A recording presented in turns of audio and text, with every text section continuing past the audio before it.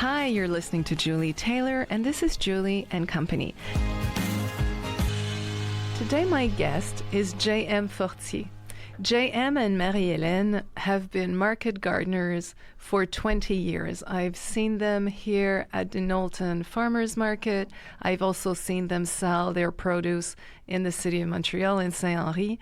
I'm so grateful that I get finally to speak and sit down with you. Hi, J.M. Hi, how are you? I'm good, thanks. And you? I'm good. It's Maude-Hélène. Yeah, but it's great. It happens to her a lot, but she's well known here, so I think people know her by Maude-Hélène. Listen, I really meant to mention Maude-Hélène because even though you may be the spokesperson for many of your common projects, obviously she's your spouse. She's been there from the beginning. Yeah. Tell me about the beginning, because you've been doing this for 20 years. Yeah. How did it start? Well, it started, Maude-Hélène and I, we met at McGill at the School of Environment, and we became very aware about all the environmental issues, and we wanted to be a part of the solution. And we ended up traveling after uni. We went to New Mexico. We farmed there, and that was the start of it. We had never been on a farm before. And after 2 years there, we came back here to Quebec, and we decided to live in the Eastern Townships, and Frelighsburg became our home. We lived in a teepee for 2 years. And we were farming on rented land. We started the little market in Dunham. Then we started the market here in Knowlton. And eventually we bought our farm, which is a small farm. And we've been farming there since 2004.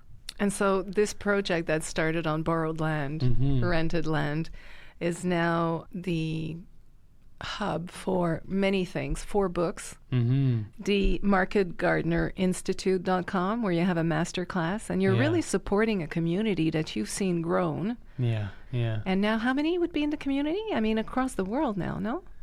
Well, it's pretty big. There's 6,000 farms that are in our worldwide community. We're in 91 countries, and we support these farms by providing them. The master class was the original Spark, which is an online course where I've been teaching people how to grow. And then it has evolved into generating lots of more services to these farms, helping them thrive. The call to action of the Gardner Institute is that we're changing the world one farm at a time. And each farm contributes to a healthier, sounder balance between nature and civilization, from what I understand. And exactly. And to bring it back to something simple, I've always felt that, let's say here in Knowlton, a lot of the families that come to the market every week, for them, this is their daily dose of fresh vitamins, of fresh local foods, is bringing health to the community. I think that we're there, and we're not the only ones. There's other farmers and growers that are there at the market, but that is really important. Yeah. And that wants to happen everywhere in the world. Everywhere I travel to, creating local agriculture that is rooted in soil, in health, in ecology, in community. That's what everyone wants. And from having read very little, but still, from what I understand is the quality of the earth, because there's a video on Netflix, a story called The Biggest Little Farm. I don't know if you've seen it.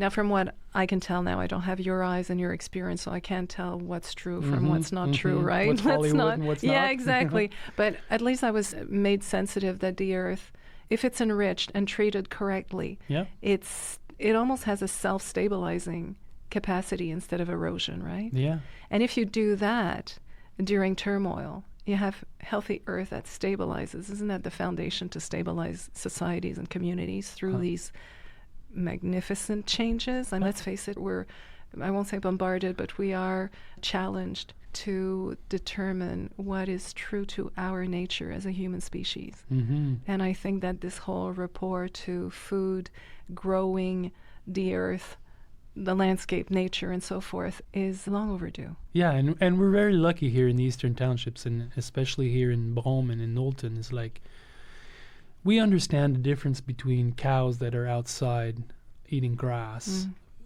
and factory farms. Cows are inside. And eating corn. Eating corn. We have this heritage of having real farms here that are, ecological in many ways. And we need to celebrate that. We need to be fed from that because these farms, they provide nutrient-dense food. It's not the same thing. And that's really hard for people to get because that's not what mainstream science tells us. But that's the fundamental of food is soil. And healthy soil produces healthy food, which produces healthy humans. It's really that. Yes, and safeguards our environment through these climatic changes to transition towards perhaps a new landscape, but holding on to what we know for sure, which is the human eats from the earth. We're trying to hold on to that, as basic as it is. I did want to mention, if people don't know, from what I understand, industrial farming does nothing to nourish the land. And so the land then, after many years, ends up being so toxic or non-fertile that it's no longer usable, correct? Yeah, well, it needs to be supplemented with fertilizers, which is the main problem of industrial agriculture. And one of the reasons why there's chronic diseases is because why are everyone gluten intolerant now? And you go to Europe and you eat bread and you're not. It's not because you're intolerant to gluten. It's because there's so much pesticides. Glyphosate in these grains. And even the genetics of these grains now have been modified. And this is a subject that's not talked a lot about, but for anyone that digs a little bit deeper in health, they end up one place, which is where the food comes from. Absolutely. And if you dig, it's not the organic from the store. Soil grown with care, that's really where this lies. And the only way to address that the right way is probably on a family-run farm because they understand that to optimize and to do these high-quality foods, they must address the soil. Yeah. And they have the capacity to do it because it's a smaller scale. Most of these farms will be direct selling their produce, so there's no middleman. They don't need to do huge volumes to get in the Sobeys warehouse. Exactly. Because that's how it works. If I want to sell my vegetables to the grocery store, the IGA, I need to go through the Sobey, and I'm not at scale. And that's where the local agriculture, farmers market, everything that we have here really plays an important part because that's what allows these small farms to exist. So it's hand in hand. I think it's a revolution, like you said, because if you look at what's in your plate and you have some healthy food that is grown locally and organically or naturally, you're probably managing your health for sure. So you're taking a dent out of the system that way in terms of where you're spending your money. And also at the level of the big grocers, if you're not spending all your budget there and you're supporting your local economy, again, you're having a huge impact on the world. A huge your impact. Health. Yes. That's the part that I like how you say it, because if you really want to change agriculture, just buy directly from a local farm or do a garden. It's the most direct way to impact this movement. And it's not government subsidies and it's not policies.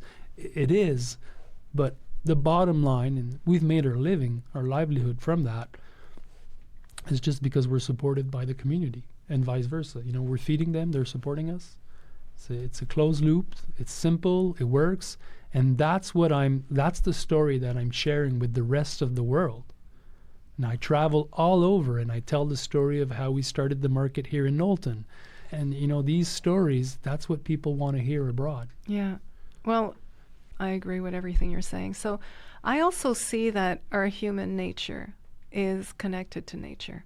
You said, or start a garden. So I know very little about gardening. I am interested in gardening, but I've mostly done it with flowers and plants and, that kind of beautifying of my little area. If I did want to start a garden and I wanted to be part of this revolution, what would you suggest I do?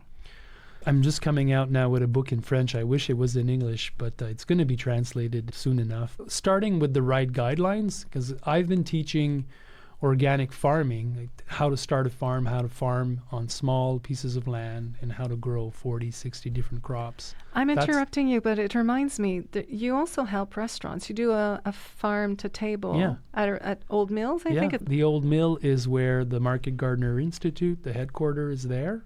We have 12 people working full-time there, plus a farm-to-table restaurant. It's been open for 3 years. And when people come to the restaurant, our goal there is to not only serve them a good meal, but everything is sourced locally. So they get to walk into the gardens, see how things are grown. In the winter, we do tours in the winter greenhouse, because the restaurant is fed year-round with local produce. Okay. Vegetables from our farm, but also cheese from the area, meats from the area. Everything's local. So if we think of the vegetables, do you grow them 12 months? Yeah, we grow them 12 months, and we have a lot of storage crops, like the old folks used to do. Like we pickle them or just simply harvest like all these storage crops, potatoes, rutabagas, carrots, beets. These are all crops that they can store all winter long in our root cellar. Have you thought of approaching schools and to do something for young children to get on board with, I guess history or another label, but there's so much there and children are incredibly connected before they get disconnected. Yeah, they assimilate all of this. To answer your question, like for me, because I want to be part of the movement, I'm trying to influence the parents right now and the policymakers. And I think that if I inspire parents to do a garden or to bring their kids at farmers market, I'm doing that part, and then it trickles down to the children. So most of my work is towards that for the time being. Beautiful approach. I can see how it is a way of staying empowered, and self-empowerment, I think, has been eroded for a long time. And every time you take back a little bit and you see how you have a big say in your own happiness, you can start moving in the right direction. And I think we do it individually, and collectively we have an impact. So gardening then, if I wanted to do something smallish this summer, what would you suggest? Yeah, it's like you open a field, it's probably going to be 15 by 15, 30 by 30. And feet. Then feet, yeah. That's funny because in my professional work, I've been teaching growers from all over the world to think in terms of smaller farms. My claim to fame is grow better, not bigger. But in gardening, hanging out with gardeners, it's the reverse. Like, get bigger. Come on, the garden needs to be bigger so that we can have green manures, cover crops, rotations, and then we can plant all these different crops every week or every second week. Because what I want to teach gardeners is how to not just plant the garden once, but to plant it with intervals so that you have constant supply. Yeah. And in the end, like a garden that's 30 feet by 30 feet, you can get $5,000, $6,000, $7,000 worth of produce from a small space like that. So to consume personally. Yeah. So but that's like money that otherwise you'd need to spend. Absolutely. And affect your health, perhaps, if the source isn't as rich. Yeah. I just see that as effect. You know, that effect? A spiral effect? Yeah. Thank you. Yeah. It's just like growth. I was going to say a boule de neige effect, but that's, yeah. Yeah. So for me, these things are all connected. Farming organically, eating locally in season, celebrating the land, celebrating the people that are on the land, connecting with the land yourself by having a garden. This, for me, is all part of what I call the big reconnecting with what's essential here. I think to be in the modern world, you need to have somewhat of a connection with the natural world. You can't be just like on iPhones. I agree. And there is a cycle to seasons. And we humans, too, should get in touch with our own cycles.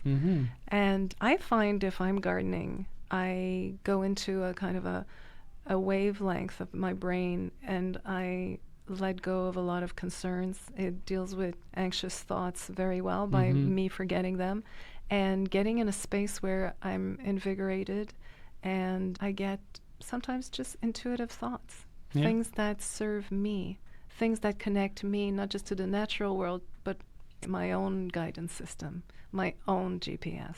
Yeah.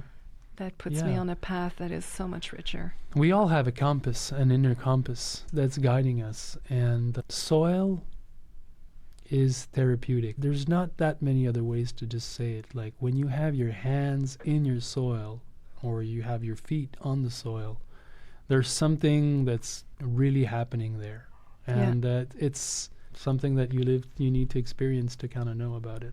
I got the privilege of sitting in on one of your webinars, and it was really clear how if we stay invested in the idea of supporting our market growers, healthy food, farms, even growing our own vegetables, we are taking back our power, and we are somewhat impacting where leaders would have a vision for us, but where we can hold a vision for ourselves. Mm-hmm.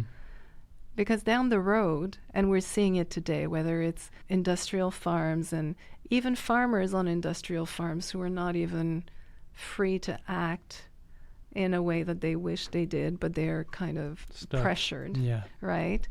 The next step is, we're seeing it every time now. I think it's more popular than ever that we know that a handful of very, very wealthy people hold many different brands that are the illusion of variety. Mm-hmm. But we're all coming down a funnel where the food is held in the hands of the few. Yeah, corporations. That's very well said. And for anyone that digs into that, because not everyone wants to know that, because it's inconvenient. It's disturbing. Yeah, it is it's disturbing, and then you need to readjust your worldview, perhaps make some changes about where you buy, how you buy. But once you have the alternative, once you have the Knowlton Farmers Market, and you can go there every Saturday morning, and you buy your cheese, you buy your meats, you buy your flours, you buy your eggs, you buy everything you need almost for the week, you're aligned, and it's simple. Because you're guaranteeing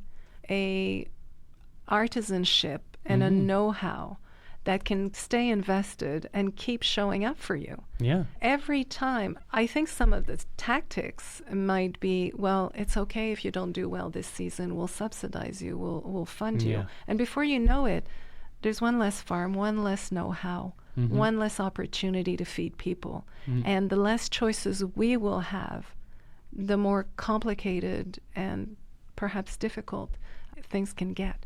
Yeah, well, farming is not an easy line of work, but once you get the support from local customers, and if you can scale your business, and that's what I've been teaching. We've been to these workshops. I teach people how to scale their farm appropriately for local clients, and then I troubleshoot some of the problems, and I help with the details of farming. But it's all about having smaller farms that are tailoring to the needs of local clients and local businesses. And so there's this big movement. In the 80s, in the 90s, it was all about scaling up the farm to be able to wholesale, grow volumes, get small margins on each produce, but grow so much of it.